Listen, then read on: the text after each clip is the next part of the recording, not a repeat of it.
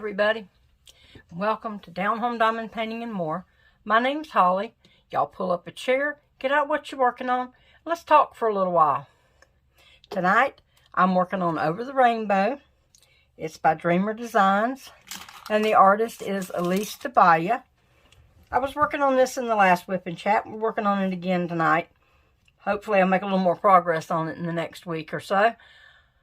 And I hope everybody's having a great day. Hope everybody's had a great week. And I hope everything's just been good for you. We've had a little bit of a rough week here. Things have kind of been a little rough for the last week or so. I've got some great-grandchildren who have some issues. I've got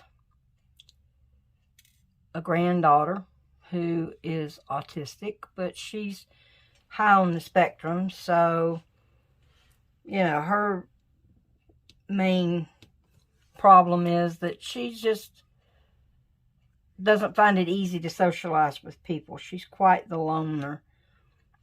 I have a granddaughter who's kind of in the middle of that autism spectrum. She's very, very shy, very antisocial, and she gets easily overwhelmed. So the older granddaughter, she's 13, so she's kind of learned to deal with it. The younger granddaughter is 3, so she's not quite learned how to deal with all of the issues of social life and all the issues of how to politely bow out on the world when she just can't take it. So she just tends to up and disappear on us. But she doesn't really go too far. We can usually find her hiding in a corner in her room or with her tablet, you know, kind of sitting to herself and ignoring what's going on around her. That's good with us. We understand. We don't care. Her brother, on the other hand, is also autistic.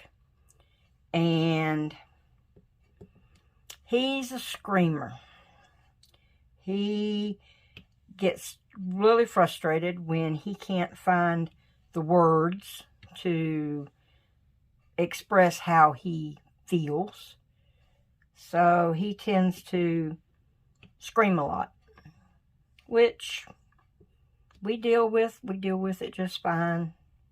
We understand, you know, he's not doing it to be a bad kid. He just can't get his brain to produce the words he needs to make himself understood. So we have those then that we've had to deal with here for about 1.5 years of trying to get them situated and sorted out so that they can learn how to get by in this world. And then my oldest granddaughter has a son through love.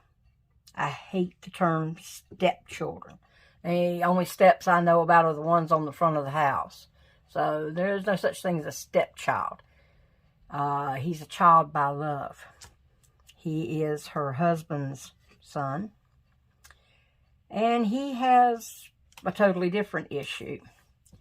He is ADDHD. And we are talking about off-the-wall ADDHD. And they have him on medicine. They're still working on trying to get this medicine worked out. He's 3, so it's a kind of a delicate process to try to get a 3-year-old medicated without overdoing it. So they're working on it, and he has a really good doctor. I mean, I've truly like the doctor that he has. He's a pediatric specialist, so He deals with children and their problems on a regular basis, and he's really been a good resource for him to get information on ways other than medication to try to deal with him. But unfortunately, the alternative methods of dealing with him weren't dealing with him. So now they're working on him with medication, and they're trying to get the dosage right. But he is definitely off the wall with this ADD, HD thing. And he's a good kid. I mean, deep in his heart, he is a really good kid. He's a really sweet kid. He's a loving child. He's all the time wanting to get hugs, all the time wanting to tell you that he loves you and wanting to be close to you. And just a common, everyday 3-year-old child. But some of his actions, and the only way I can think of it is the way that they once described my son, is that he has a 90-mile-an-hour mind in a 45-mile-an-hour body. His mind just comes up with ideas his body's not able to handle. Well, unfortunately, some of the ideas his mind comes up with, not only is his body not able to handle, but his mind is not able to handle the consequences of some of his actions. He gets into some things that are really scary when he does some of the over-the-top things that he does. Scares us that he's really going to get hurt. When he gets an idea in his mind, he's bent for leather that he's going to do it. And sometimes when he starts and we're trying to call him back and get him out of a situation that's going to get him hurt, he's just not hearing us. And this is not a discipline problem. He's not a discipline problem. It is just the fact that his little mind just makes itself up that it's going to do something, and he proceeds to do it. Even if it means that ultimately he gets hurt or he gets in trouble, he is just bound and determined he's going to do it. And I declare, I think back on the folks I knew when I was a kid, the people that I grew up with, the people I went to school with, and they say a lot of these problems are new problems. A lot of these problems are made-up problems. A lot of these problems are things that, oh, they never existed before. They're environmental. They're this, they're that. No. No, I'm sorry. I went to school with some that were so wild and so disruptive that they spent most of their school day in the principal's office because they were so disruptive in class that they just couldn't function in a classroom. I went to school with some that were so quiet and so shy that the teachers actually thought they were backwards. I'm not going to use the ugly word that they tended to use for them, but they just thought that they were rather backwards and rather not so intelligent. And I have discovered that a whole lot of those people, as we got to be grown-ups, were a whole big bunch smarter than anybody thought they were. They knew a lot, just didn't say anything. So I think a lot of the problems kids are having these days, they're not something new. They're not something that's environmental. They're not something that's caused by the times that we're in. It's not caused by the food they eat. It's not caused by the additives in the food.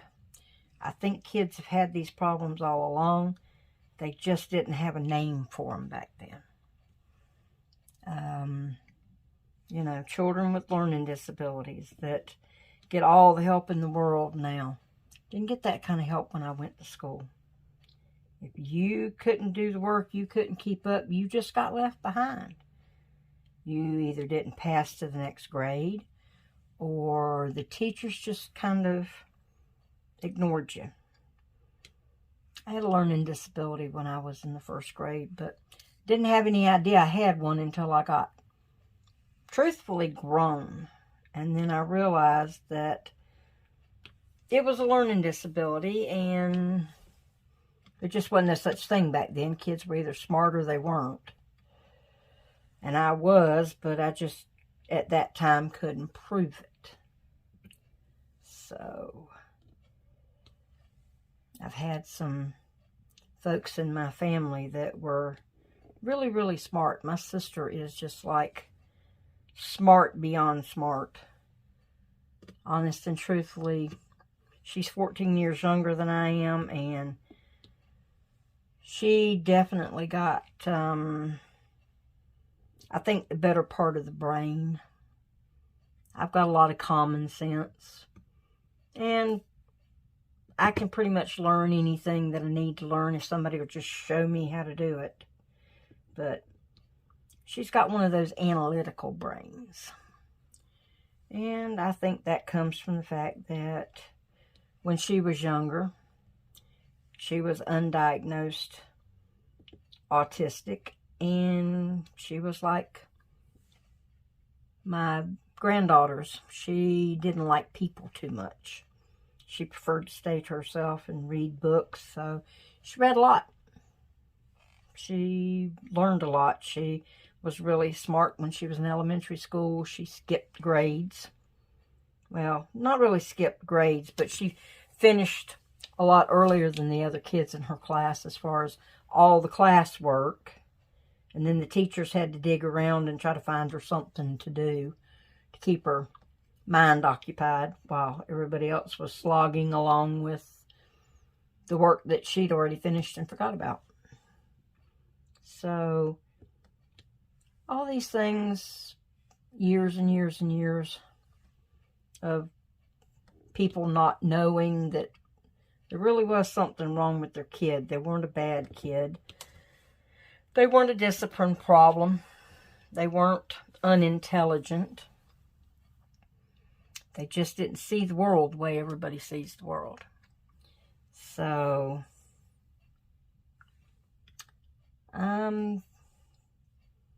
you know, kind of thinking on that and trying to help my granddaughter deal with her sweet boy, who's, like I said, he's just a really wonderful little kid, but he's got issues that if we can't get a solution for him, he's going to end up getting hurt or hurting somebody else. And he's got a little sister that's 1. And as a matter of fact, my granddaughter and her husband are expecting a new baby in September.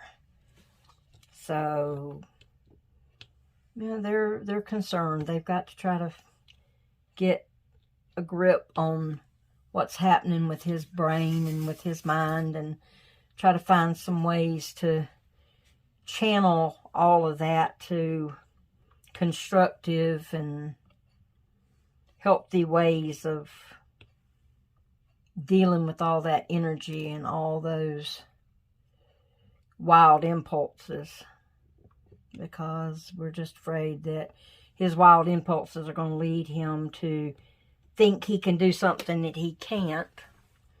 And I don't think that in his little heart he would ever dream of hurting either one of the little ones. He does seem to love my granddaughter to bits and pieces, and he was really excited to find out that he was going to be a big brother again. So I think in his heart, he loves them to bits and pieces. He's just having a hard time understanding how to deal with all this. So, you know, I'm sure a lot of you folks are dealing with some of the same issues, probably some even worse than what we're dealing with. And, you know, really feel for you. I mean, you got my thoughts and you got my prayers, because I know that we've struggled to get help for the younger ones. Like I said, my 13-year-old granddaughter, hers is mostly just a social thing. She just doesn't deal well with crowds. She has some anxiety issues connected with hers. So we kind of let her do her own thing to deal with it. Try to let her figure out how she can best deal with it without totally isolating herself from the world, because we really don't want her to do that. Although at times that's her only way of dealing. And it's tough. It's tough. I mean, I think it's rough to be a kid these days, because there's so many things that are expected of them that were never expected of me when I was a kid, or I didn't even expect out of my kids. And my kids, you know, were 80s kids when technology was beginning to get to be a thing, and you know, they were beginning to talk about using computers in school, and just the beginnings of learning how to use a computer. And my kids were still more kids then than kids are now. I mean, kids are just expected to do way more with their lives at an earlier age, where, good heavens, you know, girls at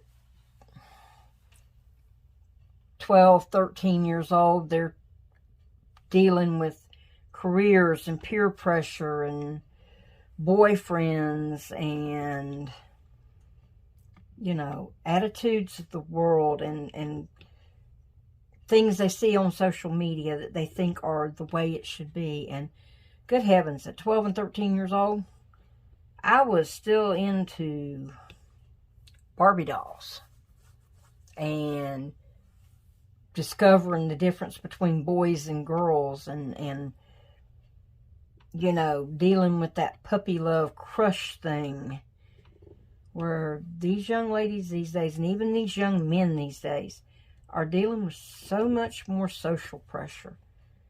And it just makes me worry for them, because they're all growing up just in a way too fast. I mean, this world's moving fast, and they can't stay children as long as they used to. But I see parents pushing their kids to be grown-ups before they should be grown-ups. I see parents, you know, pushing their kids to make career decisions and do things to lock in their future.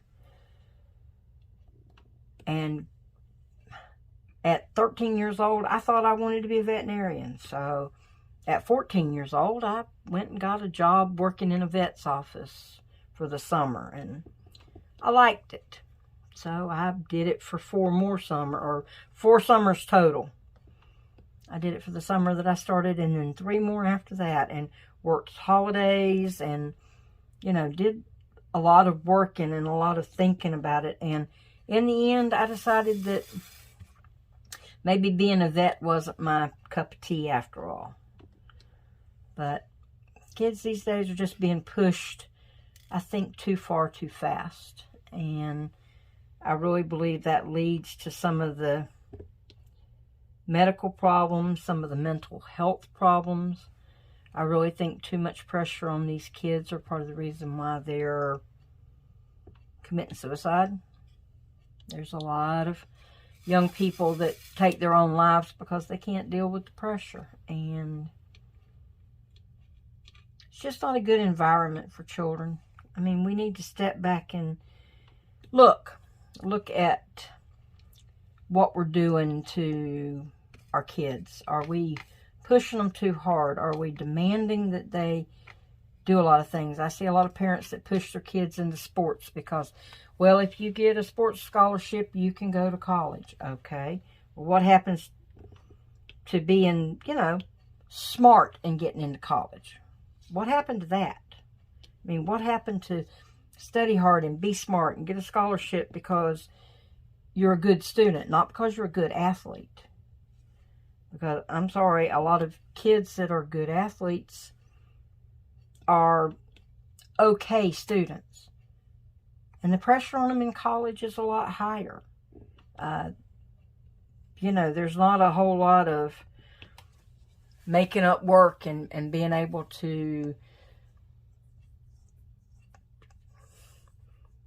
you know, turn in extra credit work. I've been to college. I know there's not a whole lot of leeway there with a lot of the professors in college. So pushing kids to become athletes so that they can get into college, maybe your kid's not supposed to go to college. Maybe your kid's not cut out for the higher education of college. Maybe your kid's cut out to be a plumber. He can learn that in a technical school. Maybe your kid's cut out to be an auto mechanic. He can learn that in a technical school. You know, maybe your kid's cut out to do something else that he can learn on the job or learn, you know, at a technical school. I think we're pushing our kids too hard these days. I know this has kind of been a somber Wip Chat, but these are kind of things that have been on my mind and kind of wanted to talk to everybody about them and you know, maybe get a little feedback from you folks and see what you think. See if I'm wrong. I mean, I don't profess to know everything. I don't profess to be right on everything I say. I mean, it's my opinion.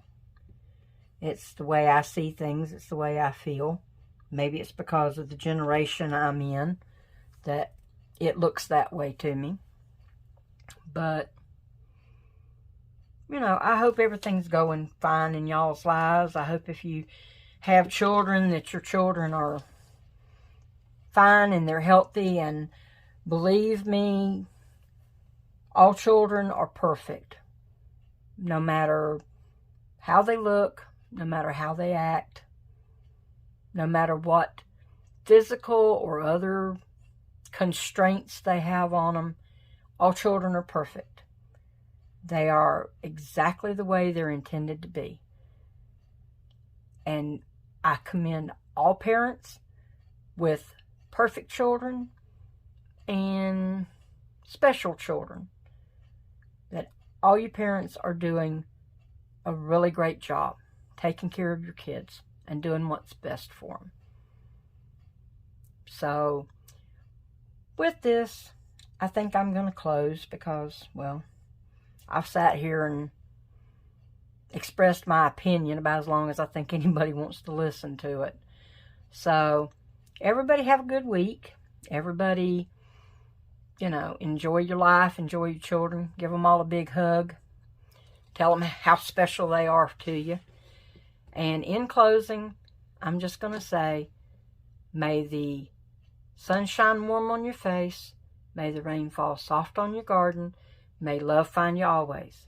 And y'all come on back. We'll talk some more next time. Bye, y'all.